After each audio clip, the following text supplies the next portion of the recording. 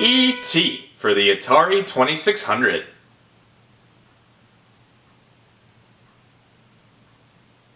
E.T.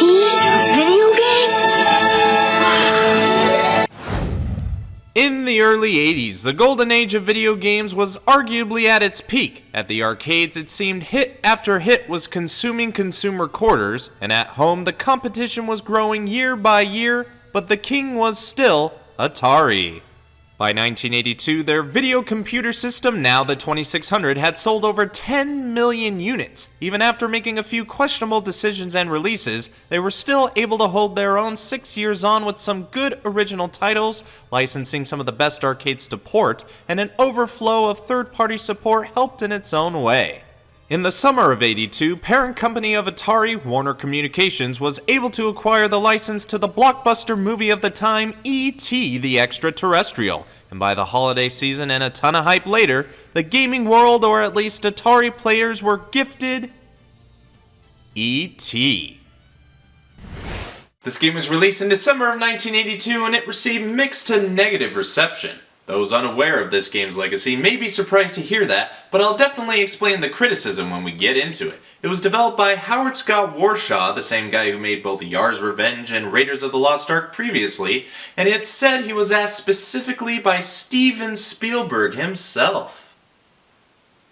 Now that'd be in honor of Spielberg asked you anything, even what the hell your name is. Anyhow, there's a lot, and I mean a lot, to cover with this game, so let's not waste any more time. Let's end Season 2 with arguably the worst video game of all time, and take a better look at E.T.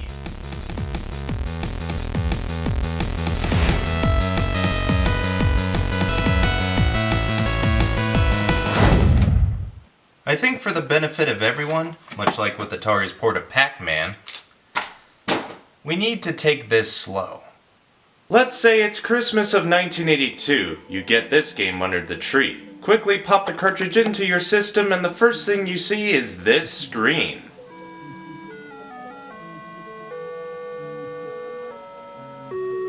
Nothing out of the ordinary, I mean by this standard. It was rare to get a title screen with an adequate logo.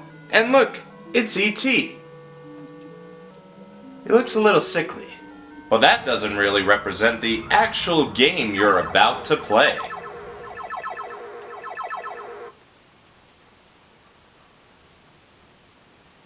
What's happening? I'll be honest, at first I had no idea what I was looking at, but apparently that is E.T. That! I suppose it was hinted at by the color of E.T. on the title screen. Certainly beats a brown turd, but I swear I thought that was some other alien with that being its mouth, and I don't think I was the only one. So you're probably asking what an E.T. game may entail. Well, it's actually pretty simple sounding. E.T. has landed on Earth and now you must help him collect 3 pieces of the interplanetary phone.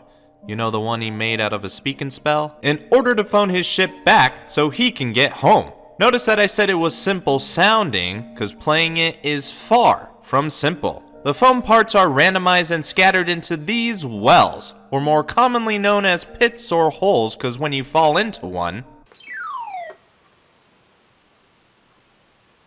Yeah, I can't drown down here. I'm assuming this is supposed to reference this scene that I just referenced, but that's as loose of a connection as everything else in this game. And now that I'm in here, how do I get out?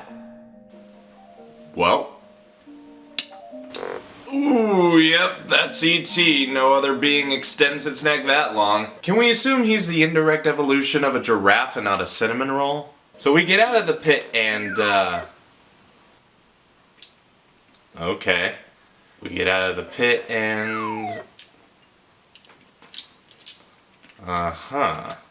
We get out of the pit and...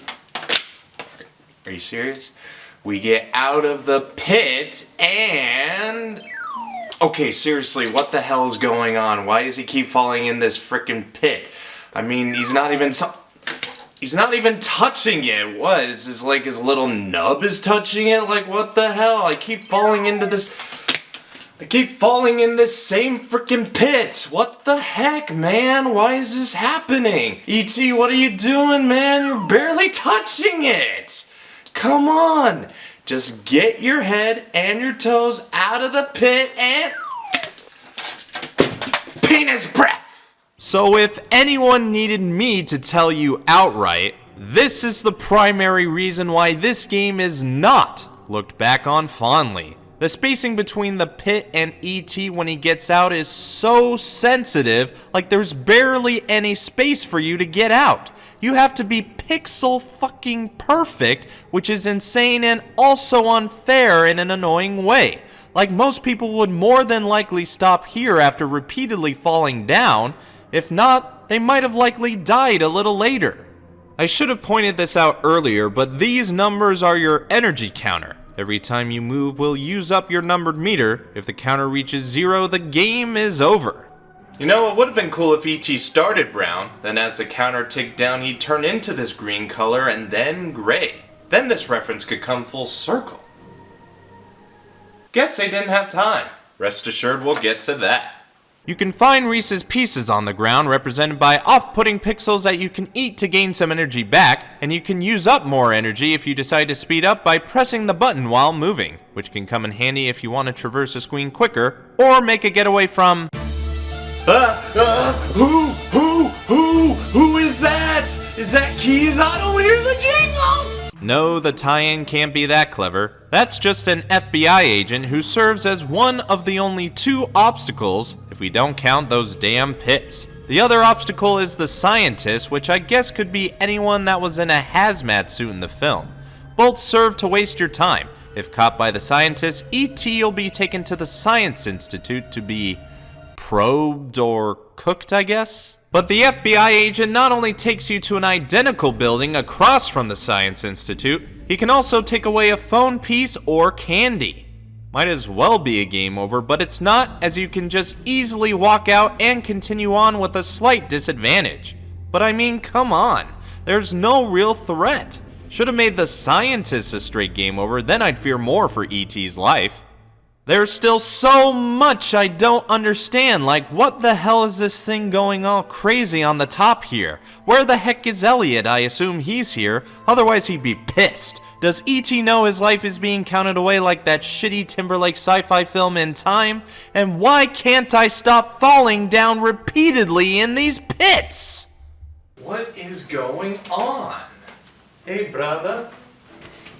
Whoa. Brian, come on. I saved you from that zebra-wearing maniac. I'm only trying to help.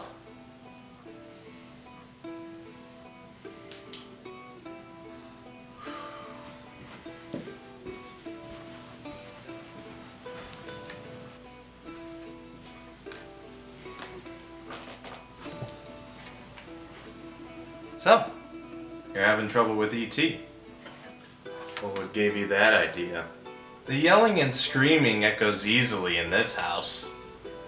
Maybe I could help. Hey, now, look, I know you're still mad about what happened back then, but I'm trying to redeem myself. If you'd only give me a chance.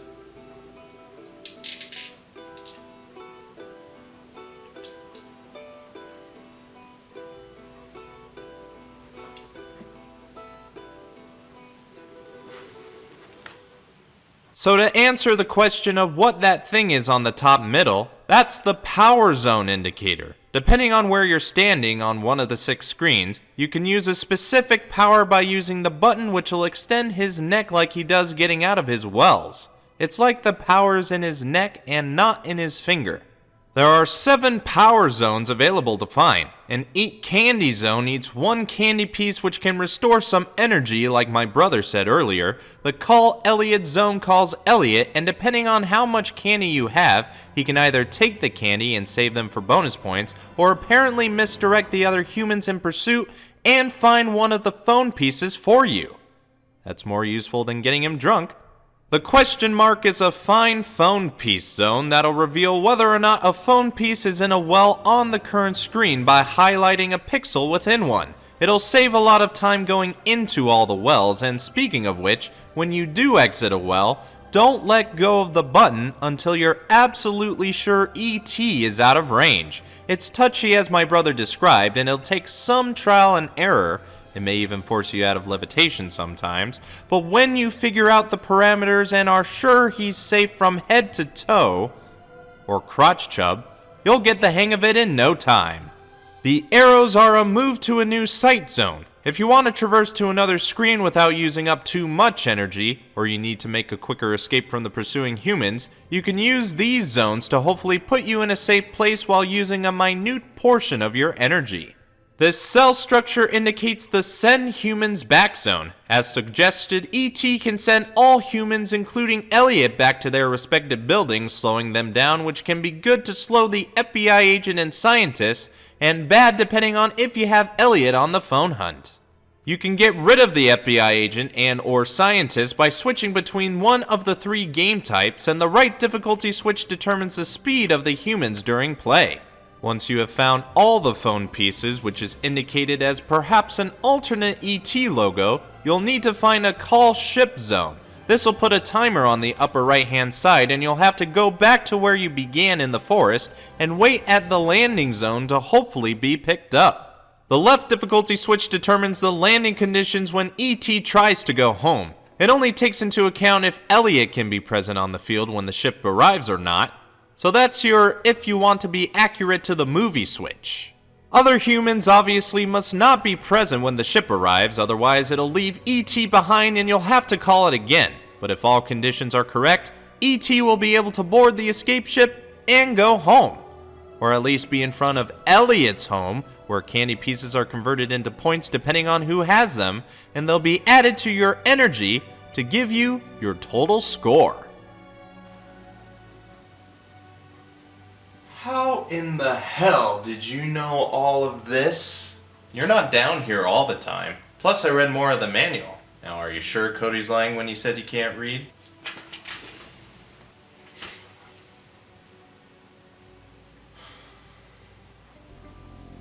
You know, Brian, you remember when you tried baseball as a hobby? Yeah, but that was a hell of a long time ago. I remember watching you. You weren't the best outfielder, but when you stepped up to the plate, you tried your very best to send that ball to the stands. Most of the time it didn't work out, and you were ready to call it a day after that season.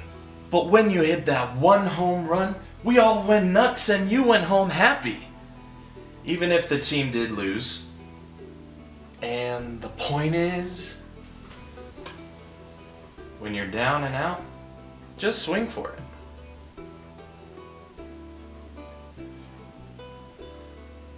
I think I know what you mean.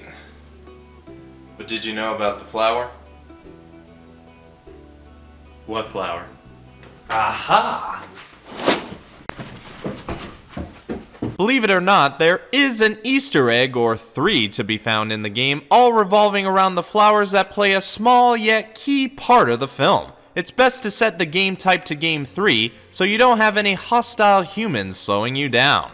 First off, you'll have to find all 3 phone pieces and collect 7 Reese's Pieces along the way. Then find a Call Elliot zone so he can take them off your hands. This, I think, causes the flower to spawn, and you'll have to find it in a random pit, which I'm sure is gonna please everyone. Be sure to keep your energy in mind, as you might have to collect more pieces of Reese's to keep your energy up. But when you do find a pit not full of despair but the flower we seek, get close to it. And with the push of a button, we'll turn the flower into Yar from Yar's Revenge, Howard Warshaw's first game he developed.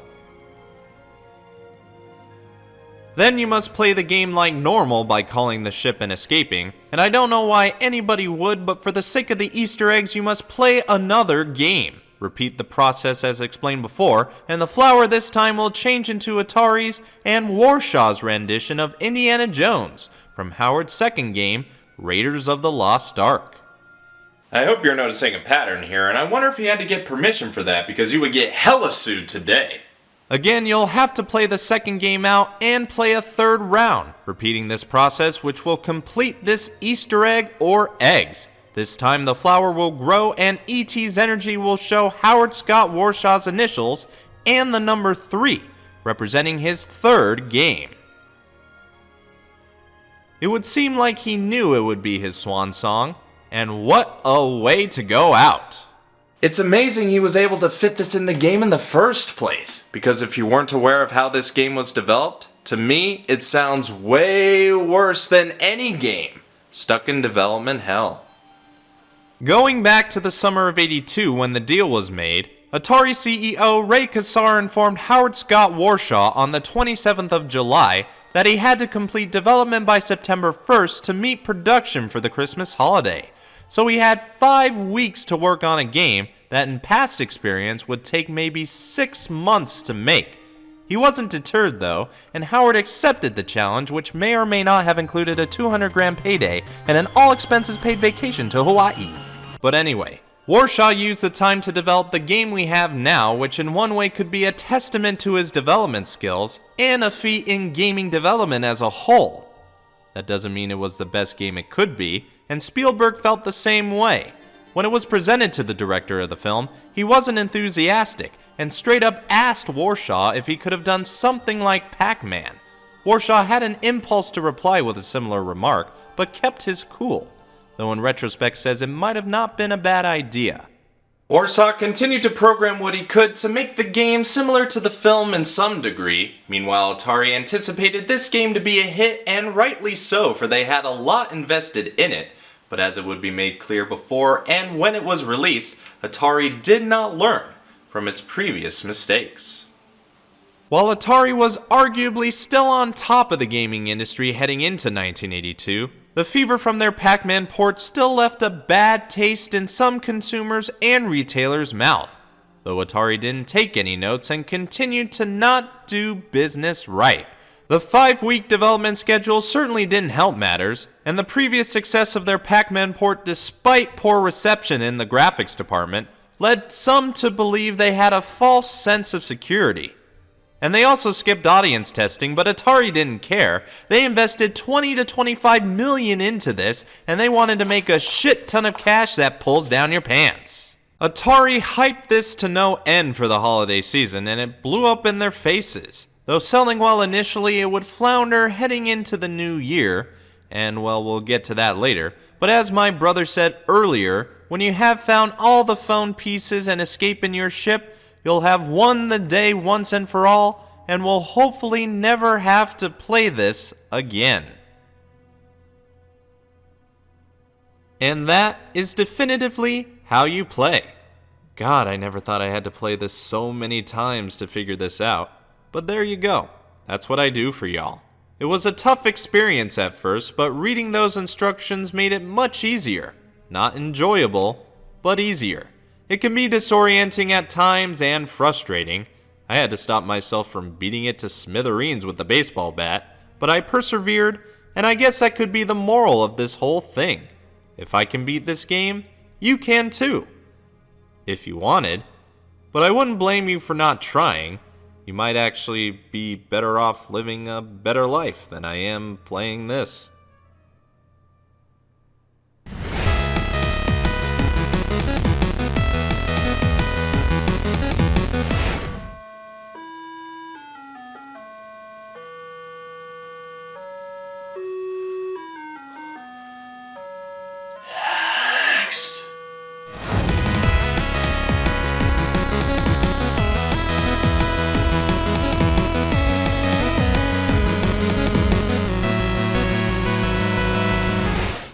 I've pretty much shown all the extra content from the Easter eggs and the other small game configurations. No other extras could be added in time. Hey, Brian. You know your brothers are worried about you. Oh. Hey, Mama. What's troubling you? Nothing out of the ordinary, just this game. E.T., huh? Well, Jacob said this is really getting you frustrated. And Kevin called and said he could hear you screaming all the way from Japan. They wouldn't be wrong. Do you remember when we used to live in the suburb? You were the cutest little toddler ever. Oh, come on, Mom. I recall one day when we were at the neighborhood playground, you always loved the merry-go-round, even occasionally when you fell off. It was cloudy that day. Then it started to rain. Then pour, and the winds blew hard. And we got under the playground equipment, and you got scared. And I said, don't worry, it'll go away soon. And then you started singing the rhyme. Rain, rain, come away, come again another day. Get on with it. Okay. You sing that for a few minutes, and then after a while, it finally stopped. And then we saw the most beautiful rainbow. It might have been a double if I remember correctly. What I'm trying to say is, you can conquer anything, even your fears. You just put your mind to it.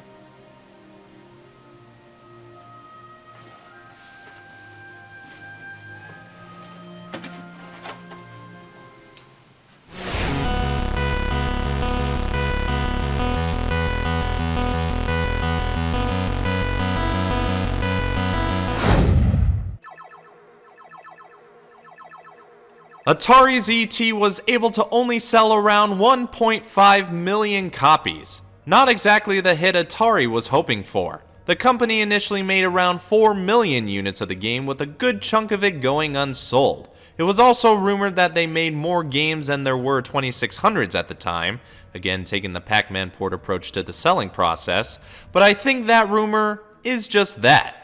The game is often cited as the main cause of the video game crash of 1983, but that is far from the case. There were many factors that caused the industry to go into recession. This game merely highlighted one of the bigger elements.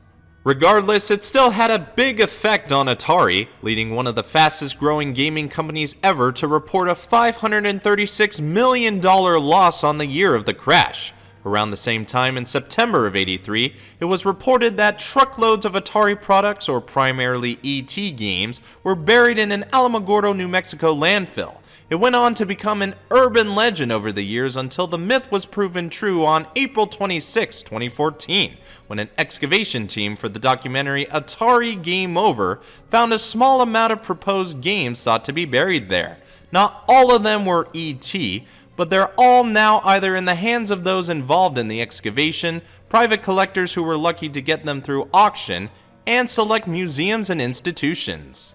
Atari and their VCS stuck around after being sold, split into two divisions, and a system redesign. The 2600 would last until 1992 somehow, and Atari would continue in video games with consoles and games heading into the 21st century. Today, it's more of a brand name owned by a holdings company and other entities. They're still involved with video games to an extent, as well as other questionable products and ventures.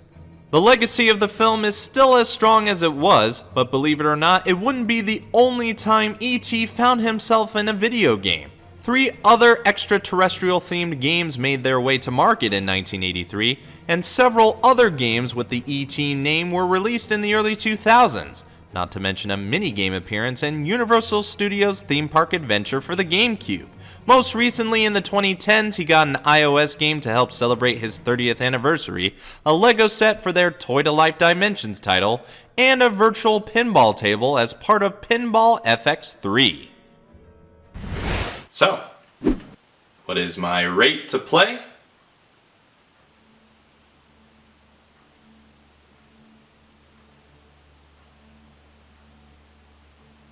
I first heard about this game at the Art of Video Games Smithsonian exhibit when it came into my town. I've been wanting to try it out ever since, and now that I have, I'm not sure how I feel. I've been preparing for this for a while, and it has been quite the experience. I've seen how it plays and highlighted its faults. But even with that all being said, is this one of the worst video games of all time? No. I don't think so. Not at all. At least not by today's standards when you have plenty of other games to consider. In its time, it could be the worst in terms of overhype or destruction of a gaming company, but not for being a game with nothing to offer. Dare I say it had interesting ideas that weren't executed to its full potential or fleshed out. There is a game here. It has worth. Which I never thought I'd say, but it's the truth when you think about it logically. Hell, I would say it wasn't the worst game in its generation, as there was plenty of hot garbage out there if you looked. And now there are so many other games that are much worse than this that you make this game look better in comparison. Let me put it like this. It does have problems, yes, but for what it is, it's amazing it got released in the condition it is in anyway. The only thing I think the game can be guilty of is starting the trend of movies not making the best games. It wasn't fully established then, but I bet it pretty much became fact after E.T. While there are several exceptions, it's still a widely popular belief today. Howard Scott Warshaw is indifferent on the whole thing. He's not ashamed of it as he was only doing his job. He's rather excited at the idea that he could have made some of the better games on the Atari, and one of the worst games ever that is partially credited for nearly killing an industry. Warranted? Yeah. Not every day you can say I single-handedly played a role of bringing an industry to its knees. With one game, an industry almost fell. Today it's better than ever, and we can look at things in a new light. E.T. is not a good game, nor is it a terrible game. It's a very mixed bag of candies that you can find in the forest and try to see what it's all about, or leave it in the landfill where it should remain. I sure hope Warshaw got that vacay and enjoyed it. To conclude, I give this game a play rate of... play. But that's only my opinion. If you have your own thoughts, leave a comment. If you like what you see, leave a like. If you think others would enjoy this, share it around the web. And if you want to see more, subscribe.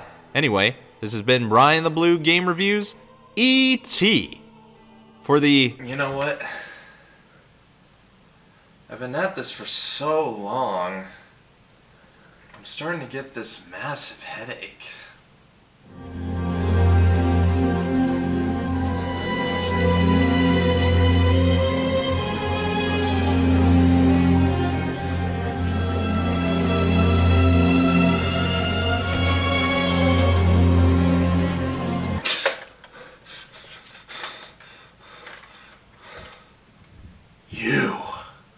You were the game I was having nightmares about for a long time now. You were haunting me, and I was warning myself of this day. But I know what I have to do. I must end this.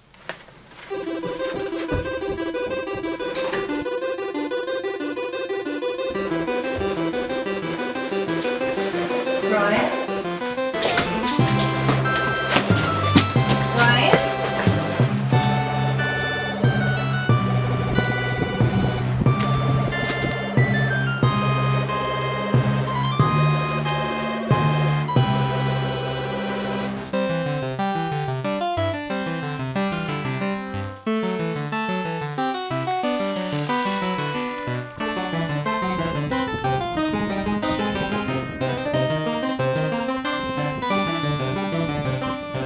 Jacob, come on, Brian just ran out the door. Oh.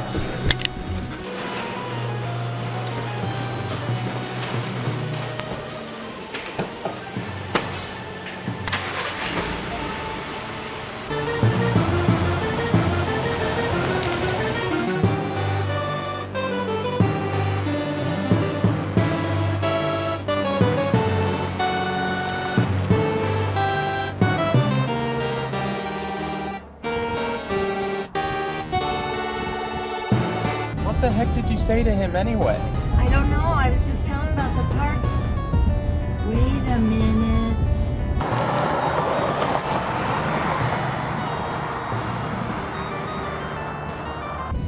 Do you see it? There he is.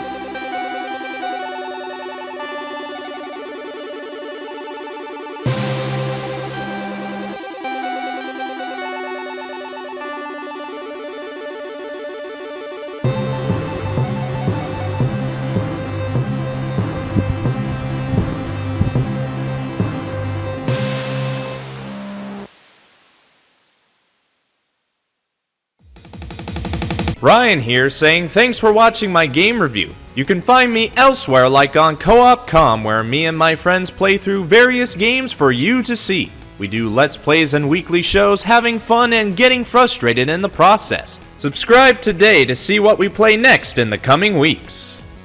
Plus, I'm a part of the Millennial X channel. Me and my arcade buddies also love our fair share of gaming, plus goofing around with video topics or each other when we can. We play games, hunt games, and soon review games, movies, and console generations. Change the channel and check us out when you're able. But don't forget, I have plenty of other content on this channel with original series like quick views, console reviews, AC reviews, and current calamities. From software to hardware, I provide any and all gaming reviews. Check out Jacobians further to see what I have to offer. That's all the promotion from me. Click the I to go watch either the previous or upcoming episodes of Game Reviews.